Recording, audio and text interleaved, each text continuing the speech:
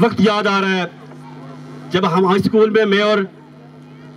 Doctor Nadeem صاحب، میرے بھائی یہاں عابد صاحب بیٹھے، جب ہم یہاں زیر تعلیم تھے، لوگوں ایک بات آپ کے سامنے رکھنا چاہتا ہوں، جب ہم یہاں زیر تعلیم تھے تو ہم لوگ اس وقت بھی یہ تقریریں شکریریں کرنے کا شوق ہوا کرتا تھا، بات رکھنے کا شوق ہوا کرتا تھا، تو ہم اپنے اساتذہ کرام سے، جن میں سے اکثریت یہاں بھی موجود ہے، محترم شریف صاحب موجود ہیں، صادق صاحب موجود ہیں، علیم صاحب موجود ہیں، بڑی مشکل سے بزم ادب لیا کرتے تھے کہ ہم سٹیج سے ہو کے کوئی بات کرنا چاہتے، لیکن اس وقت بدقسمتی یہ تھی کہ میرے بھائی اگر عابد صاحب نے اچھی تقریر کر لی تو ایک بیانیہ جاری کیا جاتا تھا، وہ بیانیہ یہ ہوتا تھا کہ یہ لیڈر ہو گیا ہے، تو اس سے بڑے ہو کے لیڈر ہی بننا تھا،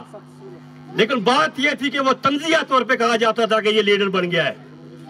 لیکن آج پڑکوٹ کے محترم رحیم صاحب کی قیادت میں، محمود صاحب کی قیادت میں، نعیم اشرف صاحب کی قیادت میں، شبیر صاحب کی قیادت میں ایک جب انقلاب آیا تو یہ ایک قاعدے کا بچہ بھی اٹھ کے آپ سے بات کرتا ہے،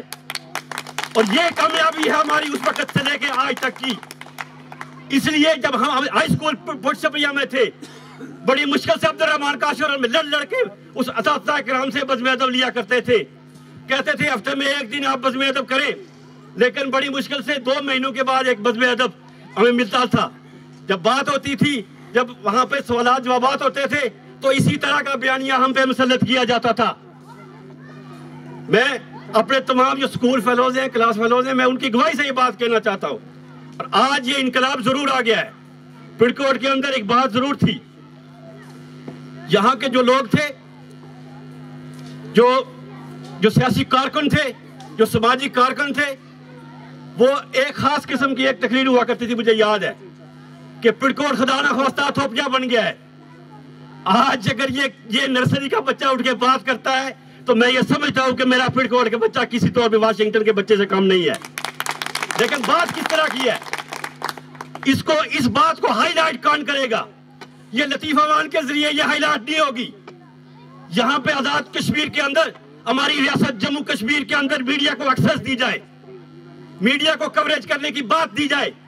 تاکہ ہمارے بچے کی بات بھی واشنگٹن کے اندر، اسلام آباد کے اندر گونجے۔ آج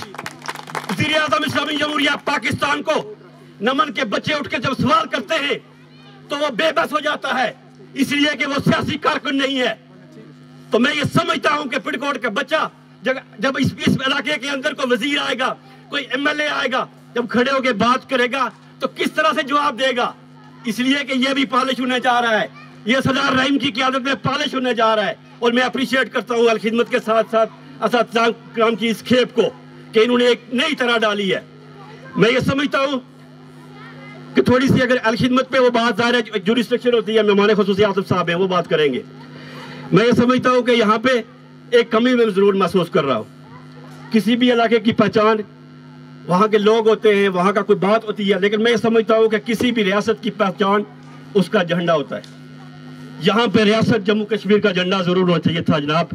میں تمام میزبانوں سے یہ بات کہنا چاہتا ہوں۔ ایک بات ترمیم کے ساتھ کہوں گا، جناب رحیم صاحب نے، میرے ماموں ہیں، انہوں نے بات کی ہے کہ مہمان، ہم ننگال کسی پڑکوٹ کے اندر میں اور عبدالرحمان کاشر مہمان کبھی بھی نہیں ہو سکتے، کسی بھی صورت میں نہیں ہو سکتے، اس لیے ہم یہاں میزبان ہیں، ہم مہمانوں کو سننا چاہتے ہیں۔ میں یہ سمجھتا ہوں عباد اللہ سندھی کا ایک کول، اس کو آگے لے کے چلوں گا، میں زیادہ بات نہیں کروں گا آپ سے۔ کیا کول تھا عباد اللہ سندھی کا کہ کسی بھی ریاست کو، کسی بھی علاقے کو، کسی بھی معاشرے کو، کسی بھی علاقے کو اگر پسماندہ رکھنا ہے تو اس کی صفوں میں سے سیاسی کارکنوں کو نکال دو۔ میں بابا گندر کو کہنا چاہتا ہوں، مجھے پتا ہے یہاں پہ ایک تعلیمی ایک اور طرح کی بات ہو رہی ہے، لیکن میں یہ بات جناب ڈاکٹر صاحب آپ کی موجودگی میں یہ کہنا چاہتا ہوں کہ اگر ہمارے اداروں کے اندر سائنس بہت پڑھائی جا چکی ہے، یہ جو میڈیکل سائنس ہے اس پہ بہت کام ہو چکا ہوا ہے، لیکن ایک اپنی گزارش ضرور کروں گا کہ اپنے اداروں کے اندر جناب رحیم صاحب، جناب نعیم اشرف صاحب، آپ آصف جاوید صاحب میرے दोस्त भाई यहाँ मौजूद है, इनकी मौजूदगी में ये कहना चाहता हूँ कि जिस तरह से आप मेडिकल साइंस का बंदोबस्त करते हैं अपने इदारों के अंदर पढ़ाने के लिए, पॉलिटिकल साइंस का जरूर मैनेज करें। इसलिए ये कि बच्चे जब ये पॉलिटिकल साइंस पढ़ के आएंगे आपको, तो फिर मैं आपको समझाऊंगा कि किस तरह से ये लोग अपनी बात रखेंगे। इसलिए बच्चों, अगर मैं गलत बात कर रहा हूँ, आपने पॉलिटिकल साइंस पढ़नी है या नहीं पढ़नी, हाथ खड़े करके बताएं मुझे। सियासी कारकुन बनना चाहते हैं ये लोग, इनको बनाओ सियासी कारकुन।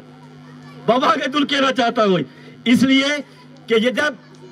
पढ़ के आएंगे, डॉक्टर नदीम साहब ने मेडिकल किया हुआ है, स्पेशलिस्ट है मेडिकल में अंदर, लेकिन इनको एडजस्ट करने के लिए, इनको किसी इंस्टीट्यूशन के अंदर मुलाजमत देने के लिए एक सियासी कारकुन की जरूर पड़ती है। और वो मैं ये समझता हूं कि वो सियासी कारकुन पढ़ा लिखा जरूर होना चाहिए। ऐसा नहीं हो कि एक MBBS डॉक्टर उसको जॉब देने के लिए एक मैट्रिक पास हो। ये मैं इस बात में मैं नफी करता हूं। इसलिए मैं समझता हूं कि पढ़े लिखे लोग सियासत के अंदर आए, सियासी बात जरूर करें, तालीम पे बात जरूर करें। मैं आखिर में तमाम अहबाब का शुक्रिया